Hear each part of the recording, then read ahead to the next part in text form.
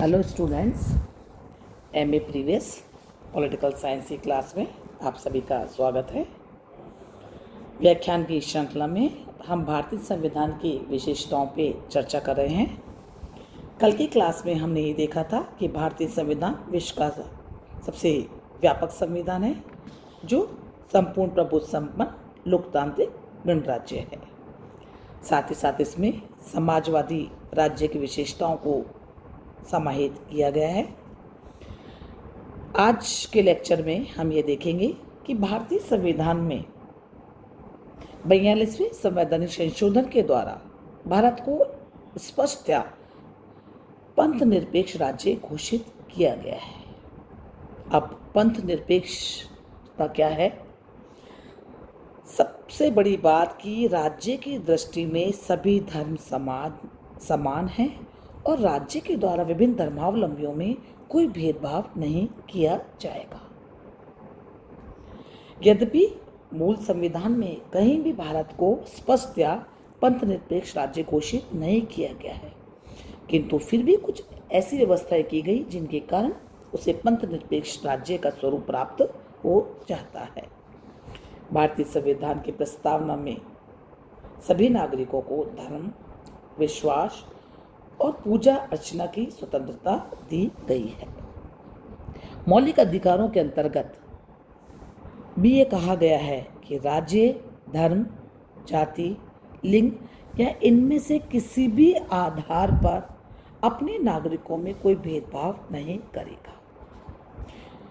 संविधान में स्पष्ट लिख दिया गया है कि सार्वजनिक व्यवस्था हो, सदाचार हो, स्वास्थ्य के नियम हो, सभी नागरिकों को अंतकरण तथा धर्म को अबाध रूप से मानने, आचरण करने और प्रचार करने की पूर्ण स्वतंत्रता प्राप्त होगी। इसके साथ ही साथ धार्मिक अल्पमत जो हैं, जो माइनॉरिटीज हैं, उनको भी ये आश्वासन दिया गया कि वे अपनी भाषा की रक्षा कर सकेंगे और अपनी इच्छा अनुसार शिक्षण संस्थाएं भी संचालित करने का उनका अधिकार होगा और धर्म के आधार पर किसी भी व्यक्ति से भेदभाव नहीं किया जाएगा। भारतीय संविधान के द्वारा जो ये पंथ निरपेक्षता अपनाई गई है, ये कोई नकारात्मक नहीं वरन एक सकारात्मक धर्मनिरपेक्षता है, क्योंकि इस व्यवस्था को अपनाते हुए संविधान निर्माताओं का उद्देश्य बहुत सकारात्मक था। वे जहां एक और धार्मिक कट्टरता को हतोत्साहित करना चाहते थे, वहीं वे यह भी चाहते थे कि सभी व्यक्तियों को अपने धार्मिक जीवन व्यतीत करने का अधिकार हो। उदाहरण के लिए हम यह भी देख सकते हैं कि यदि किसी पंथ के अनुयायी किसी पुस्तक के अंतर्गत किसी दूसरे विचारक की आलोचना करते हैं, तो यह भी व्यवस्था है कि इस प्रकार की पुस्तक को जब्त किया जा सकता है। यानी कि भारतीय पंथ निरपेक्षता का एक महत्वपूर्ण पक्ष यह है कि इसमें धार्मिक स्वतंत्रता के नाम पर किसी भी पंथ के अनुयायियों को सार्वजनिक हित, व्यवस्था और नैतिकता के विरुद्ध आचरण की छूट नहीं है। वो किसी प्रकार से धार्मिक स्थानों की संपत्ति का दुरुपयोग नहीं कर सकते हैं और यदि वे ऐसा करेंगे तो राज्य इस संबंध में हस्तक्षेप कर सकता है। तो क्योंकि हमारे संविधान निर्माता इस बात से भली भांति परिचित थे कि सांप्रदायिकता और जातिवाद हमारी सेकुलरिज्म के मार्ग में बहुत बड़ी बाधाएं हैं। इसलिए हमने एक पंथ निरपेक्ष राज्य को तो अपनाया, लेकिन साथ ही साथ यह भी एक स्थिति है जिससे हम इनकार नहीं कर सकते कि हमारे सामाजिक जीवन का यह अभी तक स्पष्ट अंग नहीं बन पाई है और यही एक ऐसा गोल है इम्पोर्टेंट जिसको अभी हमें प्राप्त करने के लिए और एफर्ट करना होगा। आज की क्लास में हम ये समझ सकते हैं कि भारतीय संविधान की एक प्रमुख विशेषता उसका सेकुलर स्टेट घोषित करना है अपना को, जो भारतीय संविधान में अपरोक्ष रूप से कहा गया था और बाद में 42वें संवैधानिक संशोधन के द्वारा भारतीय संविधान की प्रस्तावना में पंथनिरपेक्षता शब्द को जोड़ करके इसे उचित मायने दिए गए। एक और विशेषता कि भारतीय संविधान में कठोरता और लचीलेपन दोनों का सम्मिश्रण दिखाई देता है। वो कैसे होता है कि संवैधानिक संशोधन प्रणाली के आधार पर हम जानते हैं 2 प्रकार के संविधान होते हैं, कठोर संविधान, लचीला संविधान। लचीला संविधान हम उसको कहते हैं जिसमें साधारण कानून और संवैधानिक कानून में कोई अंतर नहीं होता है। इसके विपरीत कठोर संविधान में संवैधानिक संशोधन के लिए साधारण कानूनों से भिन्न एक जटिल प्रक्रिया को अपनाया जाता है। इन दोनों दृष्टिकोणों से देखें तो हम ये देखेंगे कि भारतीय संविधान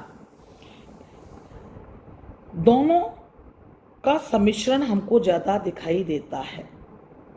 जब हम भारतीय संविधान के ढांचे की बात करते हैं तो ये हमें लगता है कठोर संविधानों की श्रेणी में आता है, क्योंकि भारतीय संविधान के मूलभूत ढांचे में संशोधन करने का अधिकार संसद के सदस्यों के बहुमत के अतिरिक्त उसके लिए भी 2/3 बहुमत की आवश्यकता होती है। इसलिए हमने हमारे भारतीय संविधान को न तो ब्रिटिश संविधान की भांति लचीला रखा, न अमेरिकी संविधान की भांति इसको अत्यधिक कठोर रखा, बल्कि इसके संबंध में भारतीय संविधान में मध्यम मार्ग को अपनाया गया है। इस संबंध में जब पंडित नेहरू ने संविधान सभा में कहा था कि जहाँ तक संभव हो हम इस संविधान को एक ठोस और स्थायी संविधान का रूप देना चाहते हैं, लेकिन संविधान में कोई स्थायित्व नहीं होता, उसमें लचीलापन होना ही चाहिए, क्योंकि यदि अगर हम संविधान को कुछ स्थायी और कठोर बना देंगे तो राष्ट्र का विकास रुक जाएगा, क्योंकि राष्ट्र जीवित विकासशील प्राणियों का समूह होता है। इसलिए किसी भी स्थिति में हम अपने संविधान को कठोर नहीं बनाना चाहते, बल्कि बदलती हुई परिस्थितियों के अनुरूप वे परिवर्तित हो सके ऐसी गुंजाइश हम इसके अंदर रख रहे हैं। इसलिए ही भारतीय संविधान में हम देखते हैं कि एडुकेट लोचशीलता, फ्लेक्सिबिलिटी हमको इसके अंदर दिखाई देती है। इसी कारण भारतीय संविधान में अभी तक 103 संवैधानिक संशोधन हो चुके हैं, जिसने भारतीय संविधान को प्रवाह की स्थिति में या गत्यात्मक बनाए भी रखा है। ये एक महत्वपूर्ण भारतीय संविधान की विशेषता है कि इसमें रिजिडिटी और फ्लेक्सिबिलिटी के बीच के अंदर कॉम्प्रोमाइज है। एक अन्य विशेषता कि भारत में संसदात्मक शासन व्यवस्था भारतीय संविधान की एक प्रमुख विशेषता है। जब हम भारतीय संविधान निर्माता सभा की बात करते हैं तो हम देखते हैं कि इस पॉइंट पर कि भारतीय लोकतंत्र में हम किस प्रकार की शासन व्यवस्था को अपनाएं, अध्यक्षात्मक शासन व्यवस्था को अपनाएं या संसदात्मक शासन व्यवस्था को अपनाएं, पर्याप्त डिबेट इस संदर्भ में हुई है। लेकिन भारत के लोगों को 1919 के अधिनियम और 1935 के भारत शासक अधिनियम के अंतर्गत पार्लियामेंट्री सिस्टम यानी कि संसदात्मक शासन व्यवस्था का अनुभव था, और साथ ही साथ ये डर भी था कि यदि हमने अध्यक्षात्मक शासन व्यवस्था को अपनाया तो ऐसा नहीं हो कि कार्यपालिका का प्रमुख या कार्यपालिका अपने निश्चित कार्यकाल में निरंकुश हो जाएगी। इसलिए संविधान सभा ने काफी सोच विचार के बाद निर्णय लिया कि भारत में अमेरिका के समान अध्यक्षात्मक प्रणाली के स्थान पर ब्रिटिश मॉडल की संसदात्मक शासन प्रणाली को ही अपनाना ठीक रहेगा, क्योंकि इस शासन व्यवस्था में कार्यपालिका विधायिका के प्रति उत्तरदायी रहती है और उसका विश्वास खो देने पर उसको अपने पद से त्यागपत्र देना पड़ता है। इसलिए भारतीय संविधान के द्वारा संसदात्मक शासन प्रणाली की स्थापना की गई है, जिसमें राष्ट्रपति संवैधानिक अध्यक्ष होता है और वास्तविक शक्तियां मंत्रिमंडल में निहित होती है, जिसका नेता प्रधानमंत्री होता है और जो संसद के प्रति उत्तरदायी होती है। नेक्स्ट विशेषता, भारत में जब हमने फेडरल फीचर को अपनाया या संघात्मक शासन व्यवस्था को अपनाया है, जो भारतीय संविधान के प्रथम अनुच्छेद के अनुसार जब ये घोषणा की गई कि इंडिया अर्थात भारत राज्यों का एक संघ होगा, तो इसका मतलब ये था कि हमने एक संघात्मक शासन व्यवस्था की स्थापना की है और संघात्मक शासन व्यवस्था के जो भी लक्षण होते हैं वो हमारी व्यवस्था में स्थापित की हैं और भारतीय संविधान में ही भारत को संघात्मक राज्य घोषित कर दिया है। लेकिन हमने इसके अंदर चेंजेस भी किए हैं। हमने एकात्मक लक्षणों वाले सहित संघात्मक शासन व्यवस्था को अपनाया है। संविधान ने समस्त शासन व्यवस्था में संघात्मक शासन व्यवस्था स्थापित की है। साथ ही साथ इसमें कुछ ऐसे तत्व भी बनाए हैं जिसका झुकाव एकात्मक शासन की ओर स्पष्ट होता है। संघात्मक शासन व्यवस्था की प्रमुख विशेषता के रूप में केंद्र और राज्य सरकारों के बीच में शक्तियों का विभाजन किया गया है। दोनों अपने अपने क्षेत्र में स्वतंत्र हैं। संविधान लिखित और बहुत सीमा तक हमने देखा कठोर भी है और संविधान की स्थिति सर्वोच्चता की है। उच्चतम न्यायालय को संविधान का संरक्षक बनाया गया है, जिससे वह संविधान की व्याख्या करने और केंद्र राज्यों के बीच अगर कोई संवैधानिक झगड़ा होता है तो उसके निर्णय का अधिकार है। ये सारा पार्ट भारतीय संविधान को संघात्मकता की ओर प्रवृत्त करता है। लेकिन इसके साथ ही साथ एक गहरी नागरिकता, एक गहरी न्यायपालिका, अखिल भारतीय सेवाएं, राष्ट्रपति के द्वारा राज्य के राज्यपालों की नियुक्ति, राज्यों के नाम, क्षेत्र और सीमाओं में परिवर्तन का संबंध में अंतिम अधिकार के संबंध में यह राष्ट्रपति के संकटकालीन अधिकारों के अंतर्गत संकट काल की घोषणा आदि ऐसे प्रावधान हैं जिन्हें आप आगे की कक्षाओं में बहुत विस्तृत रूप में पढ़ेंगे कि जिससे संघात्मक शासन व्यवस्था एकात्मक व्यवस्था में तब्दील हो जाती है। इस संबंध में प्रोफेसर केसी वियर ने तो यहाँ तक कहा है कि भारत का नया संविधान एक ऐसी शासन व्यवस्था को जन्म देता है जो अधिक से अधिक अर्धसंघीय है, या एक ऐसे एकात्मक राज्य की स्थापना करता है जिसकी विशेषताएं तो संघात्मक दिखाई देती हैं, लेकिन वो वास्तव में एकात्मकता की ओर प्रवृत्त दिखाई देता है। अंत में दुर्गादास बसु संविधान विशेषज्ञ के शब्दों में हम ये कह सकते हैं कि भारतीय संविधान न तो पूर्णतः संघात्मक है न ही एकात्मक, अपितु ये दोनों का मिश्रण है या ये एक नवीन प्रकार का संघ है। एक अन्य विशेषता कि भारत में भारतीय संविधान निर्माताओं ने एक लंबे समय तक उनका यह अनुभव था कि भारतीयों ने ब्रिटिश शासन के अंतर्गत लंबे समय तक अत्याचार सहन किए हैं। अब शासन की शक्तियों को मर्यादित करने की आवश्यकता है।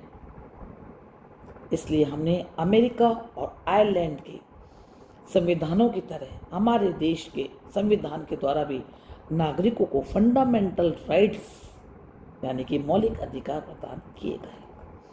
मौलिक अधिकारों का आशय नागरिकों को प्रदत्त ऐसे अधिकार हैं जिन्हें राज्य तथा केंद्र सरकार के विरुद्ध भी लागू किया जा सकता है। भारतीय संविधान द्वारा प्रदत्त ये जो अधिकार हैं, इनके साथ ही साथ संविधान में जब ये अधिकार दिए गए हैं तो ये भी स्पष्ट कर दिया गया है कि किन किन परिस्थितियों में ये अधिकारों पर प्रतिबंध लगाए जा सकते हैं। और भारतीय संविधान का भाग 3 विस्तृत रूप से मौलिक अधिकारों की विवेचना करता है।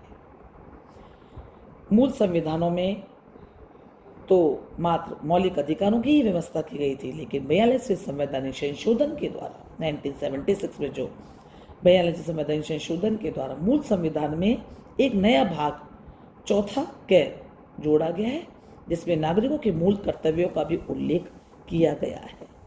इस संवैधानिक संशोधन के द्वारा नागरिकों के 10 मूल कर्तव्य भी निश्चित किए गए हैं, जिनकी संख्या अब बढ़ गई। जब 14 वर्ष के तक के बच्चों को शिक्षा का अधिकार दिए गए तो अब इन मूल कर्तव्यों की संख्या बढ़ के 11 हो चुकी है, जो हमारे संविधान की एक अनूठी और विशिष्ट व्यवस्था है। इसके साथ ही साथ भारतीय संविधान के 4थे अध्याय में शासन संचालन के लिए भी, जहाँ नागरिकों को मूल अधिकार दिए गए हैं और उनके मौलिक कर्तव्यों की व्यवस्था की गई है, वहीं पे शासन संचालन के लिए भी कुछ सिद्धांतों का वर्णन किया गया है, जिन्हें हम directive principles of state policy के नाम से संबोधित करते हैं। भारतीय संविधान में नीति निर्देशक तत्वों का विचार हमने आयरलैंड के संविधान से लिया है और इन तत्वों में या इन नीति निर्देशक तत्वों में भारत को एक लोक कल्याणकारी राज्य का आकार देने का प्रयास किया गया है। ये जितने भी नीति निर्देशक तत्व हैं, ये आधुनिक प्रजातंत्र के लिए विस्तृत रूप में राजनीतिक, सामाजिक, आर्थिक प्रोग्राम्स हैं या वो गोल्स हैं डिसाइड किए गए हैं, जिनकी ओर बढ़ने के लिए भारतीय नागरिक, भारतीय प्रशासनिक व्यवस्था, पूरा सिस्टम प्रयास करेगा। इसके साथ ही साथ स्वतंत्र न्यायपालिका की व्यवस्था भारतीय संविधान की एक प्रमुख विशेषता के रूप में हमारे सामने आती है। इसके अतिरिक्त सर्वोच्च न्यायालय, उच्च न्यायालयों की व्यवस्था, निर्वाचन आयोग, नियंत्रक व महालेखा परीक्षक, लोक सेवा जैसे प्रमुख अभिकरणों की व्यवस्था भी भारतीय संविधान की प्रमुख विशेषता है। एक और प्रमुख विशेषता जिस पे चर्चा करने बिना ये लेक्चर पूरा नहीं हो पाएगा कि भारतीय संविधान के द्वारा संघात्मक शासन की जब व्यवस्था की गई थी, और जनरली हम ये जानते हैं कि अगर हम फेडरल सिस्टम को अपना रहे हैं तो वहाँ पे नागरिकों को दोहरी नागरिकता प्राप्त होती है। एक होती है संघ की नागरिकता, दूसरी होती है राज्य की नागरिकता। जैसे कि संयुक्त राज्य अमेरिका में ऐसी व्यवस्था है। लेकिन भारतीय संविधान के जो निर्माता थे उनका मानना था कि दोहरी नागरिकता का सिद्धांत भारत की एकता को बनाए रखने में बाधक सिद्ध होगा। इससे संविधान निर्माताओं ने फेडरल स्टेट की स्थापना करते हुए भी भारत में दोहरी नागरिकता को नहीं, मतलब डुअल सिटीजनशिप को नहीं, अपितु एक नागरिकता के सिद्धांत को ही अपनाया है। यानी कि भारत का नागरिक भारत का ही नागरिक होगा, वो चाहे किसी भी प्रदेश से हो, उसकी नागरिकता एकल ही मानी जाएगी। अंत में संविधान निर्माताओं ने अनेक प्रावधान, अनेक उपबंध, अनेक धाराएं इस प्रकार की सम्मिलित हैं जहाँ नागरिकों को सामाजिक समानता की स्थापना के, धार्मिक स्थापना, कल्याणकारी राज्य के अस्पृश्यता का अंत के रूप में के लिए समाजवादी ढांचे की स्थापना का जो पैटर्न है हमारा, इस लक्ष्य प्लानिंग की जो व्यवस्था अपनाई है, लोक कल्याणकारी राज्य की स्थापना को जो लक्ष्य रखा है, जहां भारतीय केंद्रीय और राज्य सरकारें सभी नागरिकों के स्वास्थ्य, शिक्षा, निवास की व्यवस्थाएं करेंगी, उनके जीवन स्तर को उठाए रखने के लिए क्या क्या व्यवस्थाएं हो सकती है, ये सारे भारतीय संविधान में समाहित किया गया है।